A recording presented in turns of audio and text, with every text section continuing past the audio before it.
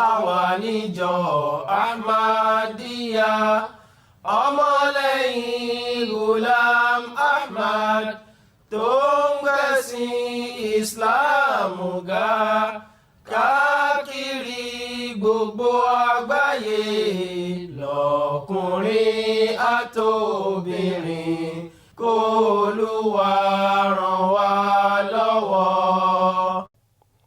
أعوذ بالله من الشيطان الرجيم بسم الله الرحمن الرحيم السلام عليكم ورحمة الله وبركاته ẹ̀yin èèyàn wa a kí yín káàbọ̀ sórí ètò Ohun Islam ti iléeṣẹ́ tẹlifíṣàn ìjọ mùsùlùmí Ahmadiyya. Lórí ètò yìí a máa ń ṣe àgbéyẹ̀wò kókó èyí tí Islam gbé kalẹ̀ fún àǹfààní wa láti súnmọ́ Ọlọ́run sí i, fún àǹfààní wa láti jẹ́ kí àwùjọ wa kó lè tò, kí ààyè ẹnìkọ̀ọ̀kan wa náà nínú àwùjọ ọ̀hún kó lè ní àlàáfíà. Ìdí náà sì nìyí tí ètò yìí fi ń jẹ́ orúkọ rẹ̀ Ohun Islam. Ohun tí Islam gbé kalẹ̀ ńlá wa ń fọ̀ jáde lórí ètò yìí pẹ̀lú ojúre Ọlọ́run látàrí oríṣiríṣi àwọn ètò èyí tá a ti ṣe sẹ́yìn. Ó náà láti rí àwọn ìbéèrè ní ọlọ́kan òjọ̀kan gbà látọ̀dọ̀ ẹ̀yin èèyàn wa. Àwọn ìbéèrè ọ̀hún àti ti ń gbé wọn wò lọ́kọ̀ọ̀kan lẹ́sẹẹsẹ nínú àwọn ètò wa tó ti kọjá sẹ́yìn. A tún tẹ̀síwájú lónìí lórí irúfẹ́ àwọn ìbéèrè bẹ́ẹ̀. Àwọn tí wọ́n dá wa lẹ́kọ̀ọ́ lórí àwọn ìbéèrè ọ̀hún wọ́n ti wà lọ́dọ̀ wa ní àyín, àmọ́ ká tó ṣe àfihàn wọn bí ohunkóhun bá sì tún ṣẹ́kù sẹ́yìn lórí àwọn ìbéèrè yálà èyí tí a fẹ́ mú wá lénìí àbí àwọn tá a ti gbọ́ sẹ́yìn àbí míì lọ́tun, ẹ jẹ́ ká kọ wọ́n fi ránṣẹ́ sí africa@mta.tv. bó sì jẹ́ àwọn nọ́mbà tẹlifóònù tó wà ní ojú tẹlifíṣàn wa, òun náà ni a fẹ́ lò láti fi kàn sí wa. Àǹfààní wà láti ṣe èyí kí Ọlọ́run kó jẹ́ kí àgbọ́yé wa kó túbọ̀ gbòòrò sí ju ti àtẹ̀yìnwá lọ. Lọ́dọ̀ mi ní àyín, òun náà ni Hafiz Abdulgani Shobambi, òun náà ni wọ́n wà láti bá wa dá sí ọ̀rọ̀ ọ̀hún lónìí. Ẹ bá káàbọ̀ sórí ètò yìí. Assalamu alaikum wa rahmatullahi wa barakatuh. Wa alaikum assalam wa rahmatullahi wa barakatuh. Mọ́lvi Abdulsamad Lawal Saab, àwọn náà wọ́n wà ń bí. Assalamu alaikum wa rahmatullahi wa barakatuh. Wa alaikum assalam wa rahmatullahi wa barakatuh. Ẹ ṣeun, ẹ kú ìdìde. Hafiz Saab, ìyá Fatia láti Bẹ́gà ní ìpínlẹ̀ Èkó, wọ́n ní kí ni ń jẹ́ shirk. Ó dàbẹ̀ ni pé wọ́n ti wo ètò wa kan tá a ti ṣàlàyé nǹkan tó ń jẹ́ shirk, so wọ́n ní ó dàbẹ̀ ni pé kò yé wọn tó. Wọ́n ní kí ni nǹkan tó kí lẹ̀ ń pè ní shirk. A'udhu billahi minash shaitanir rajim. Bismillahir rahmanir rahim. Inna Allaha la yaghfiru an yushraka bihi wa yaghfiru ma duna dhalika liman yasha. Ọpẹ́ ni fún Ọlọ́run ọba. Alhamdulillah. Ọba tó ní kí a tún máa tẹ̀síwájú nínú ètò yìí. À ń bẹ lọ́run ọba kó má ṣe ní ẹyọ kan tó kù fún ẹnìkọ̀ọ̀kan wa. Àmín.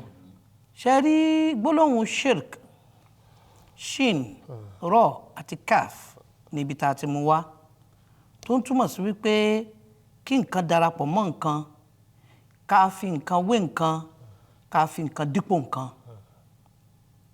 Shirk nínú gbólóhùn a máa túmọ̀ sí ìṣẹbọ, ìbọ́lọ́hun ọba wẹ́gbẹ́, ìgbé ipò Ọlọ́hun ọba fún nǹkan tí ò tọ́ Ọlọ́hun ọba, àbí ipò kan àbí ọlá kan tó jẹ́ ti Ọlọ́hun ọba kéèyàn wá gbé fún nǹkan míì tí ò tọ́ Ọlọ́hun ọba.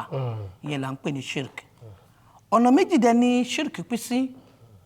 Shirk èyí tó pamọ́ àbí shirk wẹ́wẹ́wẹ́, ìbọ́lọ́hun ọba wẹ́gbẹ́ wẹ́wẹ́wẹ́, àti ìbọ́lọ́hun ọba wẹ́gbẹ́ ńláńlá Tó fojú hàn. ńláńlá. Èyí tó jẹ́ ńlá ń bẹ, òun ni kí èèyàn mú agbára, iṣẹ́, ìṣe Ọlọ́run ọba kí èèyàn gbé fún nǹkan tí ò tọ́ Ọlọ́run ọba. Tí èèyàn bá ti ṣe yẹn, ṣíríkì ńlá lèèyàn ṣe. Bíi kí èèyàn mú nǹkan kan, igi, ọ̀pẹ, irin, sánmọ̀, òkè, ilẹ̀, kí èèyàn sọ di Ọlọ́run, ṣíríkì ni. Èèyàn kọ́. Èèyàn náà kéèyàn mú èèyàn kéèyàn sọ pé eléyìí ni olúwa mi ìyẹn ti bẹ̀rẹ̀ ìyẹn ti ń ṣe ẹbọ irú ẹ̀ ni Ọlọ́run ọba ń sọ wípé gbogbo nǹkan pátápátá téèyàn bá sọ di nǹkan téèyàn ń sìn téèyàn ń wólẹ̀ fún téèyàn ń wárí fún téèyàn ń béèrè lọ́wọ́ ẹ̀ pé ìwọ ni ó ṣe fún mi Ọlọ́run ọba sọ pé ẹni tó bá dáwọ́lé yẹn òun ò ní dáríjì ẹ̀ṣẹ̀ ó jalè ó mutí ó ṣe kíní kan ó ní gbogbo yẹn bó o bá bẹ̀bẹ̀ tó bá wọlé tó bá òun lé òun ò dáríjì ṣùgbọ́n àwọn ṣíríkì pẹ́pẹ́pẹ́ tó wá. tí ẹni tó ń ṣe ṣíríkù ńláńlá ò ní tó àwọn yẹn bá bẹ̀bẹ̀ ńkọ́. bó bá bẹ̀bẹ̀ Ọlọ́run ọba lòun ò ní dáríjì nìkan tó ń sọ ṣùgbọ́n gẹ́gẹ́ bí Quran ṣe sọ téèyàn bá ṣe àṣìṣe tó bá bá ṣìṣe ló fi ṣe tó wá tú bá nú àṣìṣe ẹ̀. tí kì í ṣe pé ó kú sí. tó ṣe àṣìṣe ló fi ṣe torí pé ìdí tá a máa sọ pàṣẹ ni tó bá fi lè rántí pé àṣẹ nǹkan kan bẹ́ẹ̀ nítorí pé inú ìṣẹ̀dá èèyàn fúnra rẹ̀ nǹkan tí ń jọ́ lọ́hùn ń dún lára èèyàn bí èèyàn bá tiẹ̀ ní kò sọ lọ́hùn rárá náà tó bá débì kan àwọn bàbá wa ńlẹ̀ Yorùbá wọn ní ọmọdé ò débi ẹ̀rù ló sọ pé ẹ̀rù ò bá wọn tó bá débi ẹ̀rù fúnra rẹ̀ Kùránì ròyìn báwọn yẹn ṣe máa ń dáhùn mọ̀ ó ní ìgbà tí wọ́n bá wà láàrin agbami tí ìjì yọ lọ́tún tí ìjì yọ sósì tí wọn mọ bí tọkọ wọn máa dorí kọ tí wọn mọ bóyá máa dànù ní àbó àwọn máa yá báwọn sọ da'ullaha mukhlisina lahu-ddin ìgbà náà láti inú ìṣẹ̀dá wọn fúnra wọn náà máa pariwo pé Ọlọ́run o wọn wá gbé gbogbo nǹkan lọ́lọ́run lọ́wọ́ ńgbà náà falamma najjahum ilal barri ṣùgbọ́n tọ́lọ́run bá wá kó wọn kúrò nínú dojúkọ ìjì ńlá tó dojúkọ wọn nídìí omi yẹn tán wá dé èbúté da'ullaha mukhlisina lahu-ddin lọ́wọ́ máa sọ pé izahum yushrikun ìgbà yẹn náà máa fi nǹkan kan wọ́ lọ́wọ́n ba kíní tá a pè ń agbára kan tá a pè ń èyí tí ọpẹ́lọpẹ́ bàbá wa tó de nǹkan máa lọ́wọ́ ṣùgbọ́n ìṣẹ̀dá wọn tó pariwo Ọlọ́run wọn gbàgbé ẹ̀ eléyìí lọ́lọ́run mọ̀ ló fi ṣàlàyé ìṣẹ̀dá tó wà lára èèyàn mọ̀ pọ̀ lọ́hùn lọ́lọ́hùn àwọn tó tún sọ pé kò sọ lọ́hùn gan wọ́n mọ̀ pọ̀ lọ́hùn lọ́lọ́hùn torí Ọlọ́run ni bàbá gbogbo wa wáyé o àwọn ṣíríkì ìṣẹ́bọ kéékèèké òun ni àsìkò tó yẹ kéèyàn fi fọ́lọ́hun àsìkò tó yẹ kéèyàn fi ṣe nǹkan Ọlọ́hun kéèyàn máa fi ṣe nǹkan míì ṣíríkì ni bí àsìkò ọ̀run tó jẹ́ pé ó yẹ kó lọ kírun ni nǹkan míì wá ti dùn mọ́ ẹ tó yàtọ̀ sí iṣẹ́ Ọlọ́hun. tó bá ṣe yẹn tó wà lọ kírun. ṣíríkù ni mùsùlùmí gbọ́dọ̀ sára fún àbí wọ́n ń ṣó prógráàmù kan lọ́wọ́ lórí tẹlifíṣàn wọ́n ń gbá bọ́ọ̀lù lọ́wọ́ eré orí ìtàgé wọ́n wá ń wo táìmù àsìkò òun wá tó ìṣẹ́jú márùn-ún ló fi kírun o a ní máa wo bọ́ọ̀lù tán máa wo fíìmù yìí tán kí n tó lọ ṣírìkù ni so gbogbo àwọn nǹkan wọ̀nyí ṣírìkì kéékèèké wà ṣírìkì ńlá wà. ẹ ṣé pọ̀ ìyá Fatia láti Bẹ́gà lẹ́kọ̀ọ́ láìsáni àní ẹ ti gbọ́ ìdáhùn tó kún láti ẹnu àfáwà tẹ̀sánkọ́mọ́lá Ibrahim Musa láti Badagry a rí ìbéèrè yín gbà ẹ̀ ń béèrè pé Al-Qur'ani ó sọ fún wa pé ká yẹra fún àwọn ọ̀nà shaitan ẹ jọ̀ọ́ kí ni àwọn ọ̀nà shaitan wọ̀nyí mọ̀fí Abdulsamad sab. A'udhu billahi minash shaitanir rajim bismillahir rahmanir rahim ash-shaitanu ya'idukumul faqr wa ya'murukum bil fahsha wallahu ya'idukum maghfiratan min wa fadla wallahu wasi'un alim.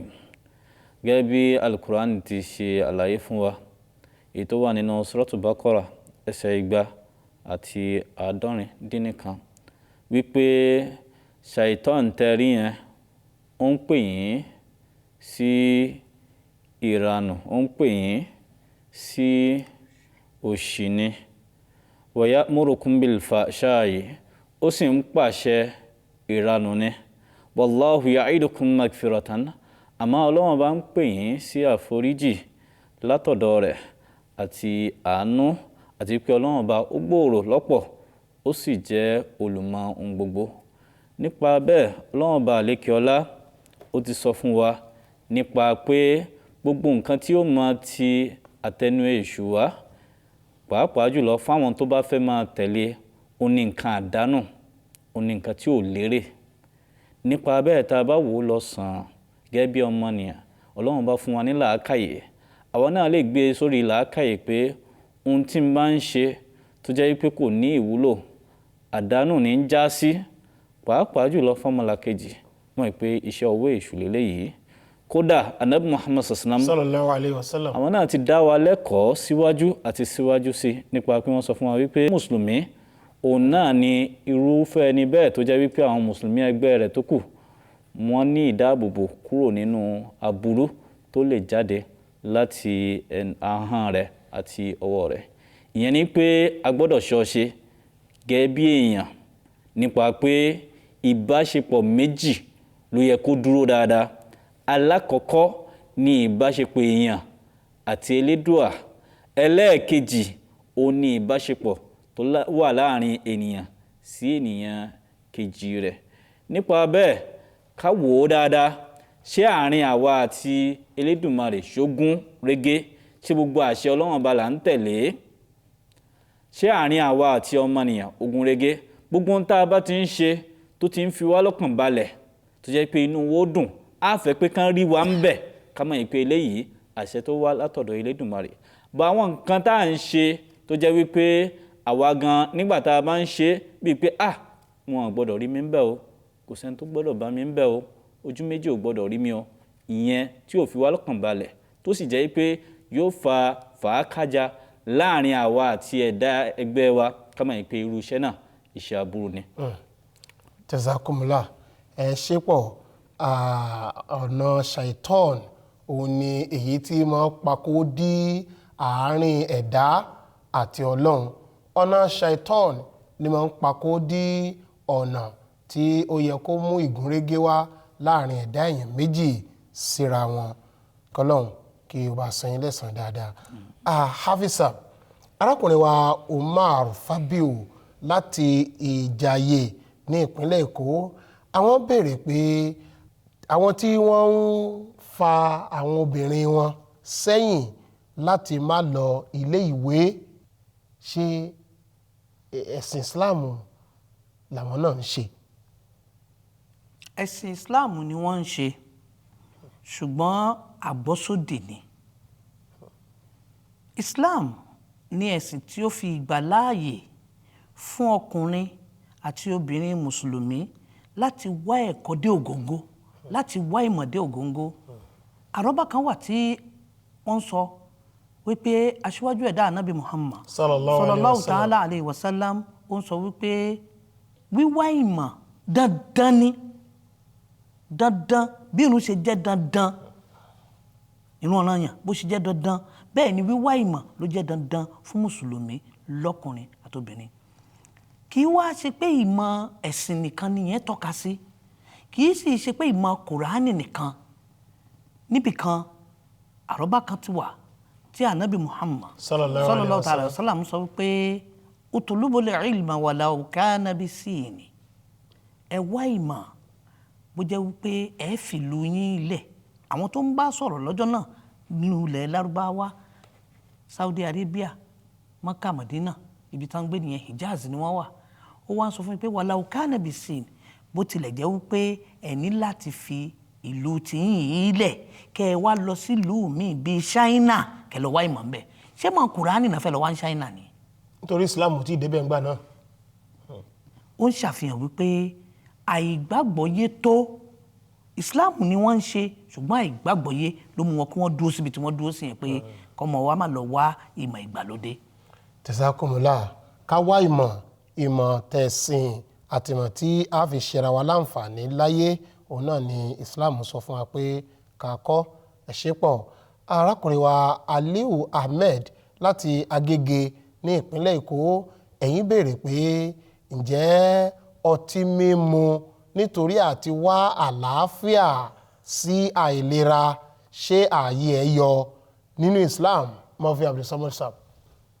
Ìbéèrè tí wọ́n dáhùn tá a bá wo inú Suratul Maida, tí wọ́n béèrè, ìbéèrè tí wọ́n béèrè tá a bá wo inú Suratul Maida ẹsẹ̀ 150, a rí wípé ìdáhùn rẹ̀ ó ti hàn gbangba níbẹ̀, tó sì jẹ́ pé Ọlọ́run Ọba Allah ó sọ síbẹ̀ wípé ya ayyuhalladhina amanu innamal khamru wal maisir wal ansabu wal azlam rijsun min amali shaitan fajtanibuhu la'allakum tuflihun.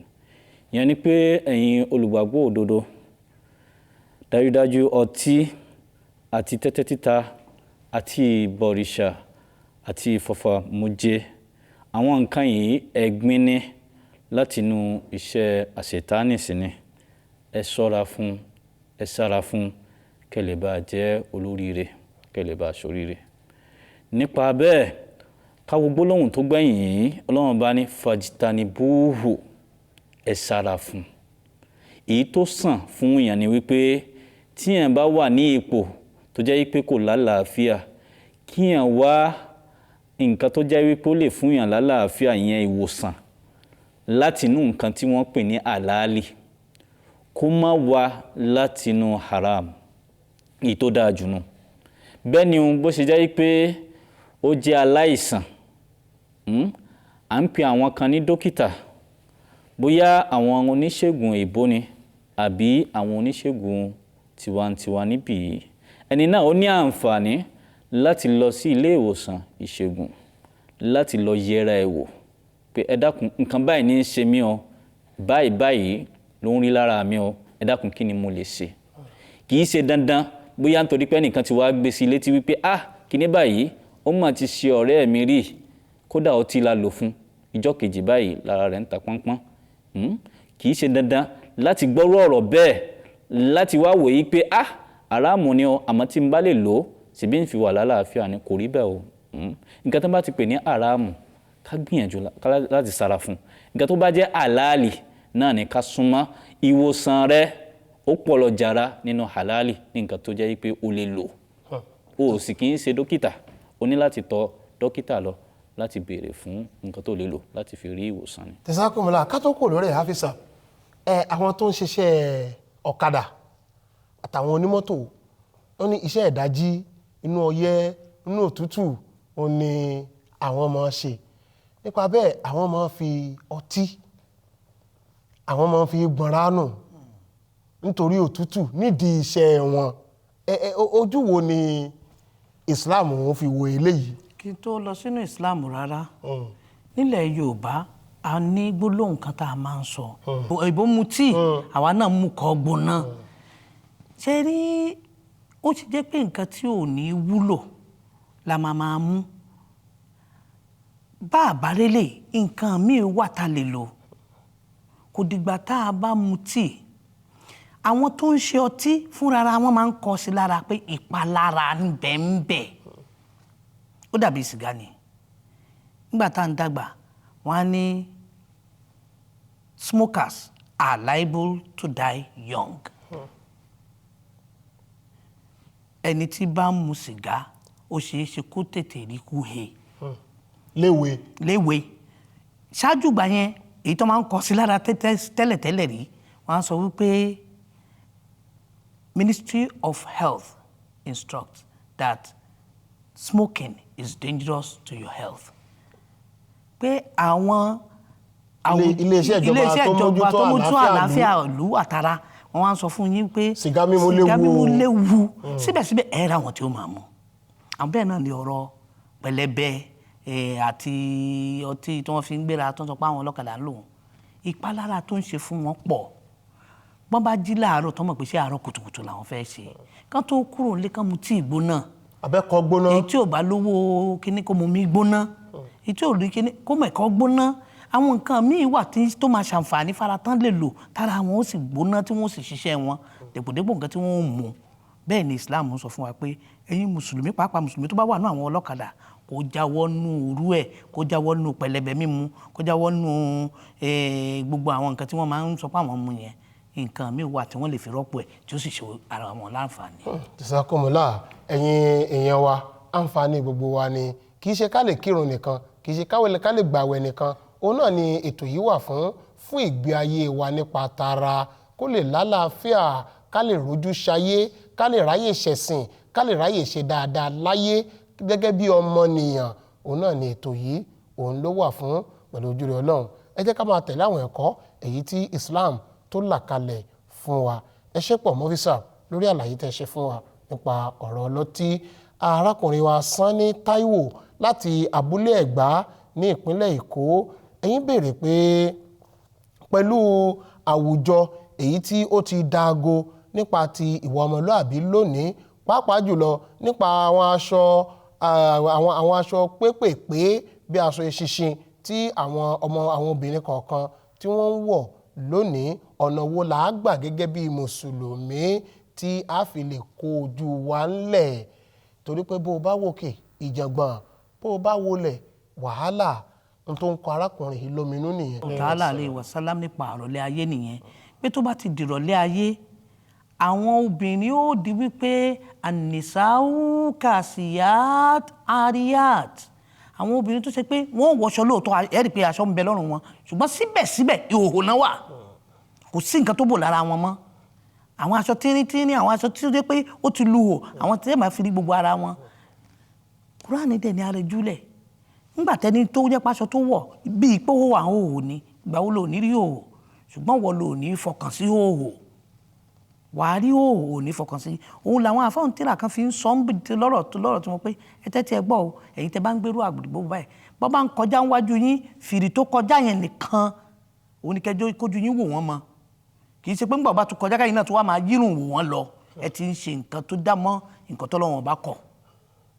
Torí ìdí èyí ẹni yẹn á máa ṣalábàápàdé àwọn àdánwò orú eléyìí, ṣùgbọ́n á máa gbìyànjú wípé ọkàn tiẹ̀ òun ń fọ̀ mọ́, kò ní í fọkàn sí pà ń wù wọ́n ní àwòdúnra. Jazakumullah. Àmọ́ síbẹ̀ náà ẹ̀yin obìnrin nílé ń ṣe ni kẹ́ ẹ jẹ́ ká mọ̀ pé bá a bá bẹ́ràn wí ẹ jẹ́ á bẹ́ràn wí. Eṣinṣin láṣọ rẹ̀ mọ́ rí péńpé, àwa náà sì mọ irú ẹ̀dá wo lè ṣinṣin. Ẹ̀dá àdọ̀tí ni, kì í fara ba nǹkan míì ju ìgbọ̀nsẹ̀ ohun ẹlẹ́gbin. Bó bá sì lọ fara ba àwọn nǹkan jíjẹ náà máa lárùn ni. Nípa bẹ́ẹ̀ ẹ mọ́ gbégbèsè ayé eṣinṣin, àrókanlẹ̀ láṣọ ayaba, ẹ sọra yín di ayaba lóde àti nínú ilé. Èyí ṣe pàtàkì púpọ̀ láti tún àwùjọ ṣe lápapọ̀. Arákùnrin yìí kan náà ló béèrè pé òun ṣẹ̀ di mùsùlùmí ni, Súrátù Fátíà nìkan ń lòun mọ̀, ṣé ìrun òun tóun fi Fátíà nìkan kí ṣó lẹ́sẹ̀ ńlẹ̀? Ó lẹ́sẹ̀ ńlẹ̀. Ó wọlé, ó dórí àlàárà sí pàápàá, torí pé àdìsí kan ń bẹ tí aṣáájú ẹ̀dá náà sàlám tó ní la salata liman lam yaqra bí Fatihatil kitab, ó ní kò sí ìrun fún ẹni tí ò mọ Fátíà. Ó ṣe ẹ̀dí mùsùlùmí, ó tún ti wá mọ Fátíà, kò tí rí ọ̀rọ̀ ẹ ti bọ́ sójú ẹ̀. Ó kàn wá máa gbìyànjú pé báwo ló ti mọ kúlú àláò, báwo ló ṣe mọ kúlú àwọn rábì náà sí, kúlú àwọn fàlákì, àwọn àyà kéékèèké náà àti iná, ó gbìyànjú yàn. Ṣùgbọ́n títí tó tí ì fíìmù àwọn yẹn tó bá ń fi Fátíà nìkan kírun ó wọlé. Ó lọ déédéé, ẹ ṣe pọ̀. Mo fi Abdulsamad, arákùnrin wa Ibrahim Abọ́dúnrin láti ìlú Badagry ní ìpínlẹ̀ Èkó, àwọn ní kí ni ìtumọ̀ Al-Masih, nítorí pé Al-Qur'ani pé Isa alayhi salam ní Al-Masih. Tá bá wo gbólóhùn Al-Masih látinú gbólóhùn ọ̀rọ̀ ṣe tí í ṣe masaha ló ti jáde. Kí ni ìtumọ̀ masaha? Ìfọwọ́kàn ni. Irú ìfọwọ́kàn wo? Òun náà ni ìfọwọ́kàn tẹ̀mí. Nípa pé láàrin òjíṣẹ́ kan tó mú òfin wá àti ọ̀pọ̀lọpọ̀ òjíṣẹ́ tí wọ́n ń ṣiṣẹ́ gẹ́gẹ́ bí àrólé, nígbà tí òjíṣẹ́ náà bá ti ré kọjá lọ, tí wọ́n ń wá ní àwátúnwá lẹ́yìn òjíṣẹ́ tó ti mú òfin wá yìí, wọ́n á máa mú àtúnṣe bá ẹ̀sìn náà. Àmọ́ láàrin gbogbo ẹ̀ náà, nígbẹ̀yìngbẹ̀yìn Ọlọ́run bá máa rán ẹnìkan tó jẹ́ pé máa ń sábà gbé orúkọ mẹ̀sáyà lé orí, Al-Masih, tó jẹ́ pé òun gangan òun náà ni atúnẹ̀ṣìṣe tó jẹ́ àgbàlagbà, atúnẹ̀ṣìṣe àgbà, tó sì jẹ́ pé ìfọwọ́kàn rẹ̀ yìí yóò dà gẹ́gẹ́ bí iṣẹ́ ìyanu, nípa pé àwọn èèyàn tó jẹ́ pé wọ́n ti jẹ́ kó lọ yóò fà wọ́n padà wá sínú ẹ̀sìn pẹ̀lú ìfọwọ́kàn rẹ̀ yìí tó jẹ́ ìfọwọ́kàn tẹ̀mí. Púpọ̀ náà àwọn èèyàn tó bá wò ó látòkèèrè wọ́n pè níṣẹ́ ìyanu pé bó lárákùnrin ti ṣe, ṣé kò sẹ́ àwọn kan tó ti wá síwájú rẹ̀ ni, àbí bó lòun ṣe rí ṣe báwọn. so òun ló fi jẹ́ pé irú àwọn èèyàn báyìí tí wọ́n bá ṣe irú iṣẹ́ báyìí òun ni Ọlọ́run bá máa ń sábà fún ní orúkọ mẹsáyà. Nínú ìmófinwá ti anabi Musa alayhisalatu ẹni tó jẹ́ mẹsáyà tiwọn òun náà ni anabi Isa alayhisalatu. Nínú ìmófinwá ti anabi Muhammad sallallahu alayhi wa sallam ẹni tó jẹ́ mẹsáyà tiwọn tí wọ́n ti sọ àsọtẹ́lẹ̀ rẹ̀ òun náà ni olùdásílẹ̀ ìjọ mùsùlùmí Ahmadiyya tí orúkọ wọn jẹ́ Hazrat Mirza Ghulam Ahmad alayhisalatu wasalam. Àwọn ni mẹsáyà ti Islam. Tá bá wò nínú ọ̀rọ̀ báwa ti máa ń lò nínú èdè tiwa a rí pé kò ṣàjòjì sí wa nípa pé àwa náà máa ń lo mẹsáyà pé ẹni báyìí ó ní mẹsáyà wa, olóṣèlú báyìí Ọlọ́run jẹ́ ó wọlé ó ní mẹsáyà Nàìjíríà ó ní ó mú àtúntò wá bá orílẹ̀-èdè wa. Ó kì í ṣe nǹkan tó ṣàjòjì sí wa bó sì wà nínú Lárúbáwá bẹ́ẹ̀ náà ló jẹ́ wípé à ń lò ó nínú èdè tiwa. Jazakumullah, ẹ ṣé pọ̀ arákùnrin wa Ibrahim Abọ́dúnrìn láìsá ní àní àlérò pé ẹ gbádùn ìdáhùn yẹn dáadáa ní gbogbogbà tẹ́ bá rí ìdáhùn náà tó bá tẹ̀yìn lọ́wọ́, ẹ ṣé gan ni. Arákùnrin wa Dhikrullah Abdulkabir, a rí ìbéèrè yín gbà, ẹ sì ń béèrè pé kí ni dé tí ẹ̀dá fi máa dùbúlẹ̀ àìsàn tó sì ń láti lọ sí ọ̀dọ̀ dókítà.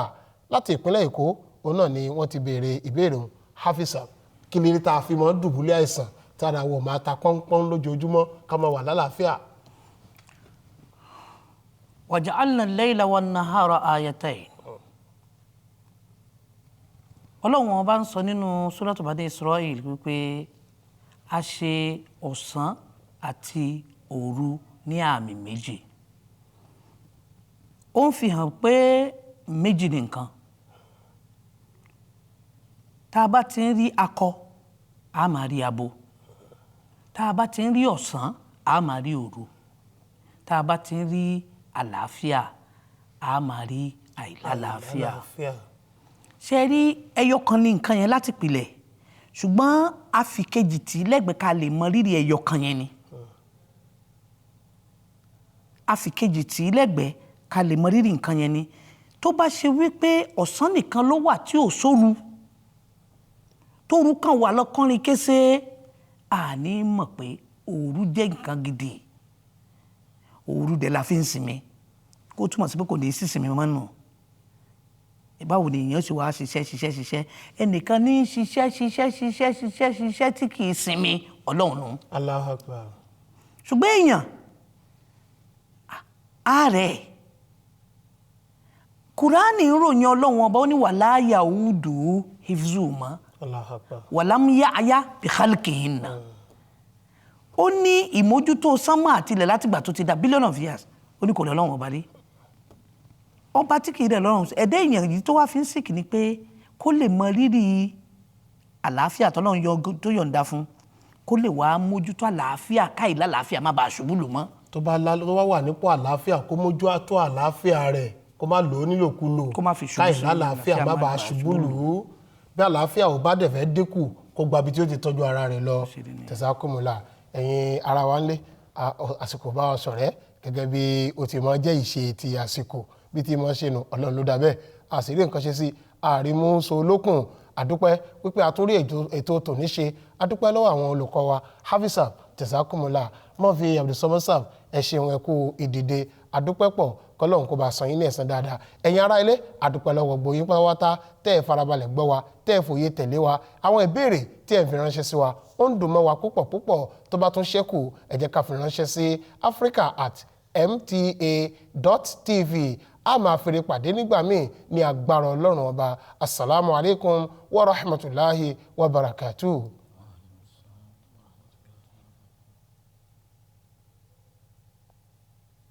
La ilaha illallah, la ilaha illallah, Muhammadur Rasulullah. Òdodo de irọ́ sálọ, òdodo de irọ́ sálọ, òdodo de irọ́ sálọ, irọ́ ní láti parẹ́ ni.